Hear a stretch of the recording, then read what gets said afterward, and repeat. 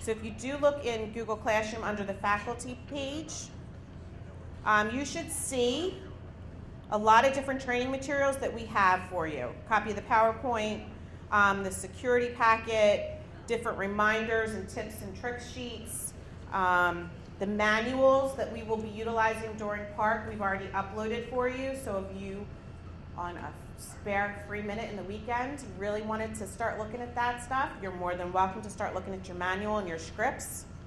This year they did separate out the actual scripts that will be said in the classrooms for both ELA and for math, but they are also in the test administrator manuals.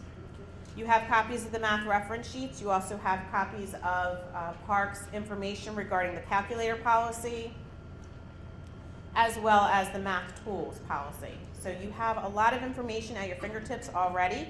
Hopefully that will be helpful for you. You also in the Google Classroom have the Teachers PARCC spreadsheet, which lists the students, their testing locations as of right now, unless we need to make some changes, as well as teacher and proctor assignments. And then there is also another document called Coverage for PARCC Testing, which lists who will be in the hallway. So if you do not see your name on either one of those two documents, just give us a heads up and we will find a job for you.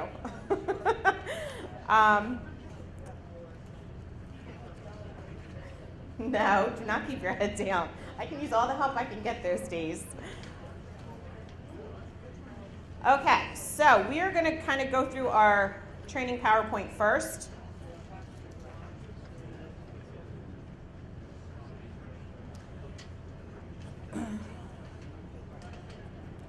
While we were talking, Brian Derricks is walking around the room handing out the test security sheets that everyone needs to sign off on. This is your standard security sheet that with every state test we always have to sign off on. So if you could kindly sign off on them, and before you leave training today, if you can just leave them on this front table for me, I would greatly appreciate it. We need to hang on to them and submit them to the state. Okay, just some highlights for you. PARCC will take place April 5th, 6th, and 7th this year for all students that are enrolled in English 7, 8, 9, 10, 11, Math 7, 8, Algebra 1, Geometry, or Algebra 2. So basically, 90% of our students are going to be taking PARCC testing. That's what it boils down to. Seniors who are in one of those classes will need to take PARCC. However, they may be on the senior class trip. We kind of did PARCC testing on April 5th, 6th, and 7th while the seniors were away for a reason. We were trying to get the majority of the seniors out of the building. So if there is a senior who is on the senior class trip and needs to take PARCC, they will take PARCC on April 10th, 11th, or 12th, depending upon what their test is that they need to take. And I will get more information to you about that. There's not that many seniors who need to test, so it really should not involve that many students. Just like we did last year though, day 1 will be ELA sections 1 and 2. Day 2 of testing will be the 3rd section of ELA and the 1st section of math. Day 3, which will be April 7th, will be the last 2 sections of the math. That is very similar to what we did last year. That is not a change. Testing will start at 7:45. It's a long test, or it has the potential to be a long test. If you remember from last year, we had a noon dismissal for the students. Does that sound familiar? We're going to do it again. Worked really well last year. The students were pretty much done and over it at the end of testing. They got to go home. Worked well for all of us who were also kind of done and over testing that day too. So students will come in as normal. They will test at noontime. They will go home. We will do whatever it is we're going to be doing in the afternoon, and I'm sure more information will be coming out about that. Any students who are not testing, for instance, if you have a senior who does not need to test and is not on the senior class trip, they are supposed to be coming in here unless they're going to be doing an assignment that we will be sending out. They'll have some different options. For instance, like a college visit, they can do things like that. But if they have nothing, they will be coming in here just like normal, and they will be down in this area of the building like they were last year doing alternative activities. If you have students that are maybe juniors and must test on English but then do not have a math test, they will again be in testing for the first day and a half, and then the next, or the middle of the second day and all of the third day, they will be down here as well. Okay, so again, just so we're clear, there are no afternoon classes. There is no one who's going to need coverage for a class because there's no classes taking place during testing. Everyone is either going to be in a testing room testing or down doing an alternative activity. Okay, so that should help with a lot of students and their questions as well. Again, on the spreadsheet, we also have the accommodations that different students may need according to their IEPs or 504s, so we have that for you as well. We do ask that you take a look at that spreadsheet if you are going to be in a testing room, and then just coordinate with the teacher who's normally in that room to make sure that there's enough desks. There should be. However, there might be one or two rooms that maybe I lost count as to how many desks were in a room. So if we need to move a desk in there, we'll need to know before the morning of April 5th, obviously. Similar to last year, we will be allowing the students to purchase a brown bag at the lunch at the end of the testing days, so we will send more information out about that as it gets a little bit closer to. Testing times. We were not selected this year, which is a good thing, to be a field test school. However, that means that next year we will be. So for this year, your testing times are the same as what they were for last year. Nothing has changed. The 3 sections are still the same.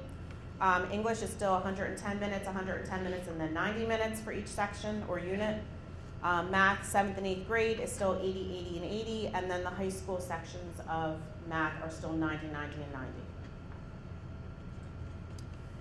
New Jersey requires us, if we are going to do 2 units per day, to have a break in between for the students. It can just be a stand and stretch break. Because they are so long in time, I would really suggest, not allowing everyone to go to the bathroom. However, if they do need to go to the bathroom, they are supposed to go one at a time. They are not supposed to go as a group. If you happen to have a student who, let's say, is not there on Monday, not there on the first day of testing, which would be April 5th, Wednesday, but then is there on Thursday and Friday. When they come in on Thursday and Friday, they're going to continue testing with everyone else in the room. So you do not need to set them with English section 1. They can jump right into English unit 3, and I will catch them up during a makeup session later on. Okay, we did that last year, so that should be pretty familiar to you as well. There always seems to be some confusion with the students, not really with us as staff, but more with the students, so I'm just going to say it so that you all can please also share with the students if they ask you questions. The students and the parents always ask, well, do I need to take the PARCC? I took it last year. I passed it last year. Do I still need to take it? The answer is yes. If there are a regular ed student, definitely have to take it. We kind of get more questions when it comes to special education students, because some special education students or their parents will say, but we're exempt from passing it. That's fine. You can be exempt from passing it, but if you are enrolled in the course, you take the test. That's the general rule. So as long as you just explain that to the students or the parents, that tends to answer a lot of questions. 12th graders sometimes will come up with those questions because they'll say, but I'm in 12th grade. Maybe I already have a test of record. You're still enrolled in the class. You still need to take the test. Accommodations. Accommodations for IEP and 504 students, obviously they're the same as last year, and they should be accommodations that are typically being utilized within the classrooms before taking any type of state test. That holds true again. Sample accommodations that we typically see here at Gateway: extended time, text to speech. There are a few students who do speech to text, which is the opposite. So in essence, what that means is they actually will, instead of typing their answer, they will speak into a system that will then type for them. Those students, we have testing one-on-one because obviously they're a little bit louder since they're talking. So, and that's not that many students, but just throwing it out there for you that that is an option, and there are some students that fall under that. During testing, I think last year, in talking with people, our structure seemed to work pretty well, so we're going to do it again this year. So each classroom will have an examiner or a test administrator. Some rooms may have 2 people, might have a proctor. Obviously, again, just like it was in the past, your test examiner is your main person. Your proctor is your person who can handle any type of accommodations and providing accommodations. The test examiner, though, or test administrator, is the person who comes and picks up the testing materials every day and returns them, reads the directions, tries to keep the room organized. If you are not a test examiner or a proctor, you are probably stationed in the hallway. Within each testing room, if you are having a problem within the system or with a student and you need some assistance and can't figure out what's going on in the computer system by yourself, just looking at the computer, please go into the hallway. Each hallway is going to have people staffed to help you out. Those hallway people, if they have a hard time and can't figure it out, or they're really, God forbid we have a kid who's really just being a real pain in the butt, then they're going to contact either Katie, Amy, or myself. One of the 3 of us will also always be sitting in my office. So somebody will always be at my extension, which is 229, if you need us. Also, Doug and Matt are going to be floating around through all the hallways too. So if there is a problem, let's say that you have a student who's getting an error message, you're not sure what's going on, you don't know, the computer froze, you can't get the Chromebook to unlock, just let your hallway people know and they can contact us and I can get in touch with Doug or Matt very quickly and send them to your room to help you out. On the actual day of testing, we're going to ask again, I think again it seemed to work pretty well. If you are going to be testing in the 1 and 200 wing, I'm going to ask that you pick up your testing bag in the 100 wing faculty room. If you are testing in the 3, 4, or 500 wings, I'm going to ask that you pick up your testing bag in high school guidance. That way it kind of breaks everyone up and hopefully it will not be a traffic jam for you. Within your testing bag, you'll have things such as the student's login information. You'll have hard copies of the reference sheets, scratch paper, maybe some pencils. You need to sign the testing bags out every morning before testing, and at the end of the day when you're done testing with your students, you'll need to sign them back in or return them. What we did last year with collecting the bags, because everyone tended to finish at different times, we tried to walk around as well. That way it was a little quicker for you. Permitted test materials. You have this information. Some students will want to use their own earbuds, and that's perfectly fine. It's actually encouraged. So I would start encouraging your students now to bring their earbuds, especially if they utilize them with the Chromebooks. However, we will have some spare earbuds in the testing bags for you in case you have students who need them. They'll keep them. I don't want them back. Really don't want them back.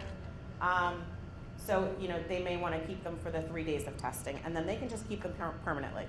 Like I said, don't want them back. There's a few students that are going to need headphones that have a microphone on them, and we'll get those students set up with that as well. This is really an important slide. During this next 2 weeks, Matt and Doug, actually I think I was told that they're going to maybe send out the email Monday or Tuesday. We're going to be sending out an email asking that everyone work with the students to test the Chromebooks.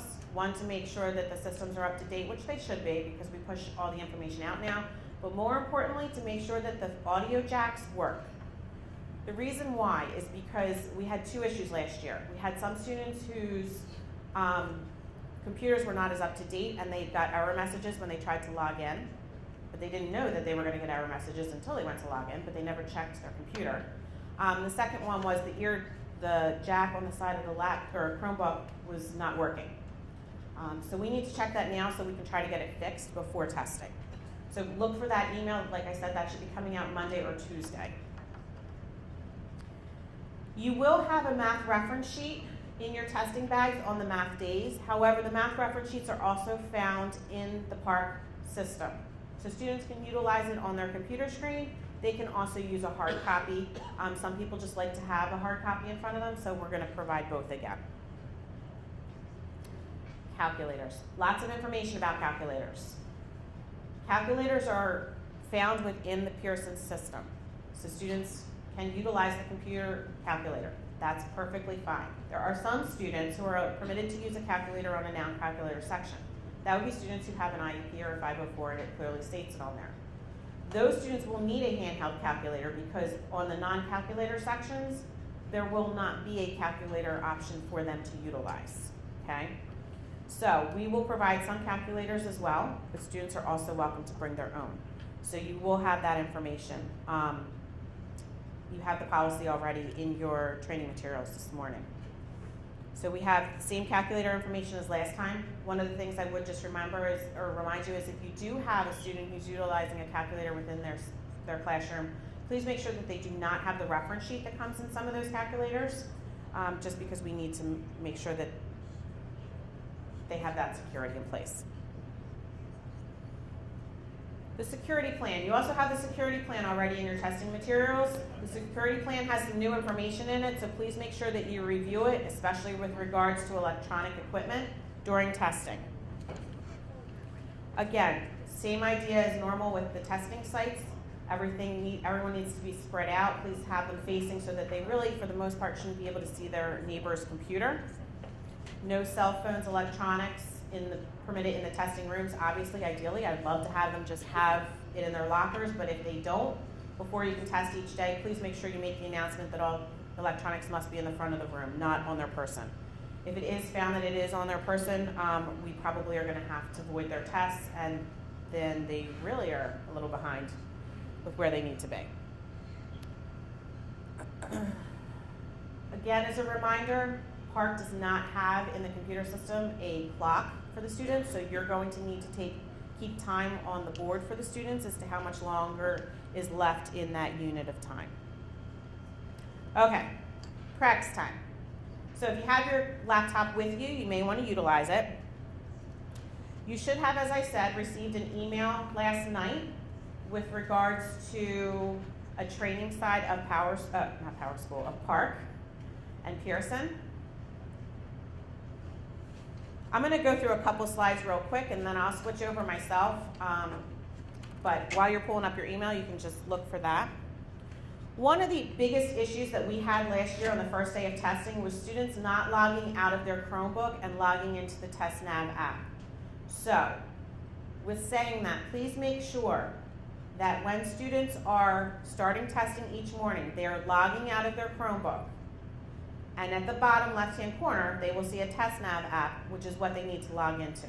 If they don't do that process and they just try to go out onto the internet and go to the testing site, it will let them get so far, and then it'll just freeze and give them an error message. Okay? Also, if when they're signing in it doesn't say New Jersey in the corner, they're not on the right site either. Again, if they're logging into the TestNav app, they shouldn't have to even worry because the New Jersey login will come in up by itself. Students, like I said, are going to get testing tickets. When you log in and you're looking at your class list on Pearson, you may see some of these codes next to the students' names. That's letting you know that they have a specific accommodation, like TTS, text-to-speech. Nothing really that you need to worry about other than you just need to know that that student is going to have an icon on their test, that if they click on it, it will read the test to them in their earbuds. We really don't have anybody doing American Sign Language, so you don't have to worry about that. We don't have anybody doing closed captioning.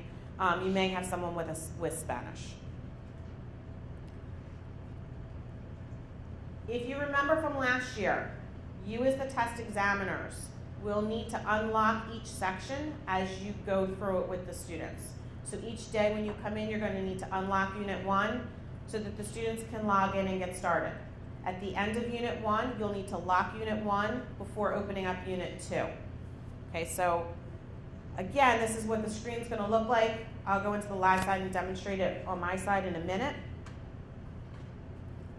Something else that came up last year where students would get exited out of their test for whatever reason. They logged out on their own, who knows. If you are looking at your screen and you see a student who has a red section, it probably means that they're exited. You can kind of see it down here at the bottom. So up at the top, it'll show you, you have one student who's exited, everybody else might be testing. And if you look down at the bottom of your screen where it lists all the individual students, you'll see which student it is that is actually exited. In order to change that, all you have to do is click on it and you can resume that one student. If you ever wanted to look at a student, let's say that you have a student that you kind of feel like is maybe taking a lot of extra time, you're not really sure if they're paying attention, you're not sure what they're doing, you can actually look at that one student and see where they are in the test. This will show you how many questions they've actually finished, which is what the green is. It'll show you how many they've looked at and visited but maybe didn't give an answer to, that's your yellow. And then how many they haven't even opened and looked at yet is your red. It also will show you individualized too at the bottom. And it'll show you how much time it's taking them to do each question. So if you have a concern that a student's maybe perseverating on a question a little bit, you'd be able to see.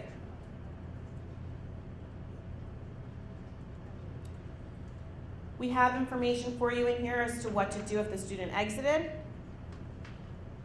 I'll pull it up on my side in a minute. But again, you can just see that if you click on the little arrow to the right of the exited, it'll drop down and it'll say resume. You click resume, the student is able to then log back in and continue testing. If you have multiple students who have exited a section and aren't done it for whatever reason, you can also resume many students too at one time. I don't typically find that many students do it all at the same time. I find that sometimes students will just do it individually. When you think students are finished, please make sure by looking at your class list in Pearson that everyone has the unit in blue. Blue is good. Blue means that they've done that unit and it's finished. Once you log in, your screen should look like this. Basically, what you're going to do on the morning of testing is you're going to log into the system, the live side, and you're going to go click on your testing button and pull up sessions because you have to find yourself first. Your sessions are going to be named by your last name. You can do this one of two ways. The first way is you can just say, I want to show everybody. Okay, and you're going to see, in this case, 114 results. I personally wouldn't suggest doing this because it's going to be just a little bit more overwhelming because you really don't need to see everybody, you just want to see yourself. But for today, just so that you can get an idea, you'll see everyone's listed. You'll see that your name, you'll see your in progress, which means that I, Carol, have started the test for everyone, as compared to down here where it's red and you can't open it up. You'll also see the test name. So you as an examiner, for the most part, will have two sections. You will have an English group and you'll have a math group. Now, if you have some students who are in 9th grade English and some students in 10th grade English, you're going to have two English sessions. You're going to have an English 9 and an English 10. Okay, we can group students together because they have the same directions which get read. And then you'll see it'll say Gateway. So, the other way you can do it if you don't want to pull everybody up is just do your last name. I'm going to be Mr. DeChico today. So I'm going to pull up DeChico. I'm going to check mark DeChico or myself. And right up here at the top it says go to students in session. Now last year, I'll be honest with you, people got to this point and then sometimes panicked and they're like, oh my gosh, but I don't see my kids. I don't know what to do now. All you have to do is just click on your session list and you should see at the top, you should see all 3 units. Down at the bottom, you should see your students. Now these are just fictitious students over here on the practice side. But on the live side, you'll actually see real students that should be in your room with you. Okay? You'll see that all these students are in a green status, which means that the test itself is turned on. You will also see that these students right now say ready, and it's gray because they haven't logged in yet. Once they log in, that will then change, but they have not logged in yet. So what will happen is you're going to read your script that we're going to give to you. You're going to go through the directions. You're going to be explaining to them what steps they need to take to log into their Chromebooks. They're going to log in. You're going to give them your testing code. They're going to log into that specific test. You're going to unlock the test. Once you unlock the test, they can start to test. And it's really that simple. You just swipe it across. Okay? One of the other things that we noticed last year, which just if test examiners could please be careful with, is when you are testing students, sometimes we would unlock the first unit of testing, students would test, everyone would get done, which was great, and then we would start unit 2. For security purposes, the students, because they have that one password, can get into any unit. So really you don't want them to go back into a unit that they have finished. So once everyone is done unit 1, before you go on to unit 2, you need to swipe that back across and lock unit 1. Okay? Then once unit 2 is ready to start, you unlock unit 2, and now the students can test on unit 2. And again, down here at the bottom, you will see that now that I've personally unlocked unit 2, there's no more little lock on it. So that means that when the kids will now be able to actually start unit 2. Does that make sense? Okay. At the end of the day, because remember we're only doing 2 units a day, so at the end of the day, swipe unit 2 back to lock it again, have the students log out, have the students log out of the test nav site, they can log back into their Chromebook site, and they can go about their day. My guess is that students will maybe, I'm going to say use their Chromebooks overnight for educational purposes, but I also know they might use them for games. So each morning when they come in, please make sure that the students are logging back into the test nav site and logging out of the Chromebook side. Because what that does is it locks down the Chromebook so that they are only able to access the test, and it's more secure for the test. It won't work any other way. Okay? You yourself then can log out of Pearson by going to the upper right-hand corner, which is a little person, just clicking sign out, and it'll take you to this screen so you know that you're then signed out. Okay, and at that point then you will just bring down your materials to either the 101 faculty room or high school guidance, and your students are done testing for the day. Students will remain in their testing rooms all morning. Okay, we do not have them going to other locations. When you look at the time for the tests, it really should take them pretty much all morning as well. That first morning of April 5th, it always takes them a little bit longer to get started because they always forget where they're going. We will send them passes on that Tuesday, but I'm telling you right now, they're going to be roaming the halls going, I don't know where I'm going, I don't know where I'm going. Okay, so everyone in the main office and in guidance will also have copies. We will also be in the hallways trying to direct the students into their testing rooms too for you. If you see a kid in the hallway, just grab them and put them in your testing room if they're supposed to be with you. But I know definitely the first day of each testing morning, it always tends to take a little bit longer to get started just because the students forget where they're supposed to go. Any questions? Yes?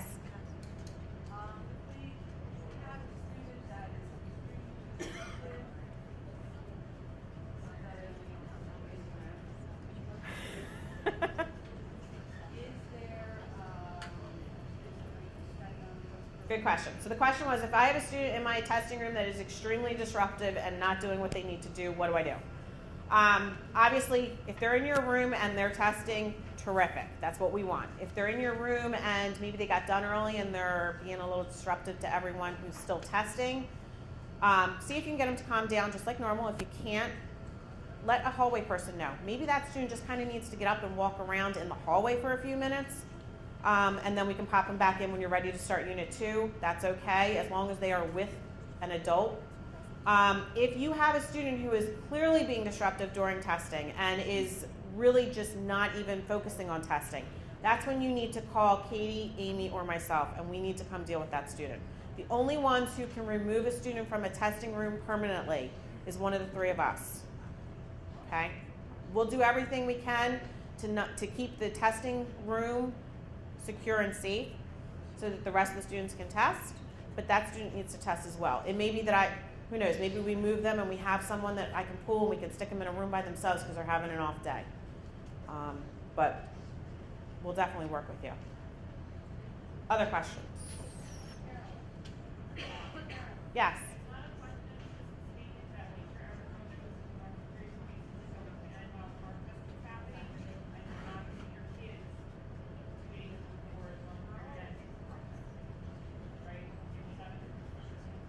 Everybody hear that? We had the 2 snow days, so marking period dates had to change. So you also should have gotten, on Wednesday, you should have gotten an update from me with regards to marking period dates. Somebody over here had a question too. Christina. If I'm testing 2 different ELA units, like a 7th grade and 8th grade, am I able to see both of my screen at the same time? Yeah, so the next question, that's good. The next question was, if I have an ELA 7 and an ELA 8 in my testing room, can I see both groups? Yes, as long as you pick up both groups from that testing session screen.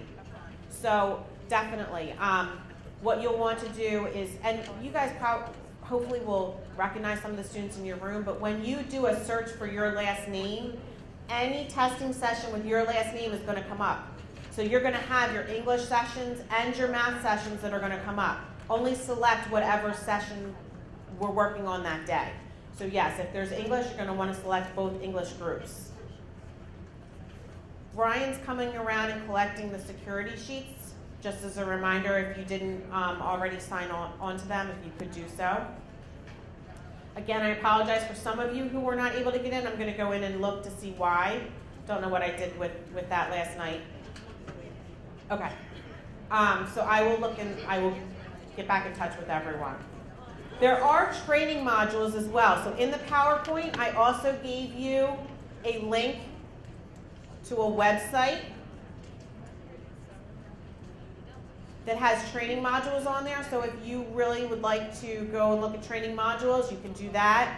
Because I'm super exciting up here talking. Guys also videotaped it, so that'll be out there too. We can have you guys look at that again if you really want to. Katie and myself and Amy, we are more than willing to help you as well. So if you have any other questions after leaving here today, good point. Let us know. And just as a reminder, if your room is a testing room, please make sure there are no instructional displays for ELA or math in your room. That's a normal with state. We just have to make sure that we do it again. And furniture. Yes, thank you. If you are testing, if your room is a testing room, please make sure that your unique setups in your room are conducive to testing. They're very exciting for during the everyday, but the state doesn't like everyday. Sometimes they like the boring rows or, a better testing environment for old school. Yes, we'll go with old school. Any other questions? Anything for the good of the cause? Okay, well, thank you guys very much. I think the next session starts about 10:15, if I remember correctly. So you have a few minutes to do what you need to do. Thank you.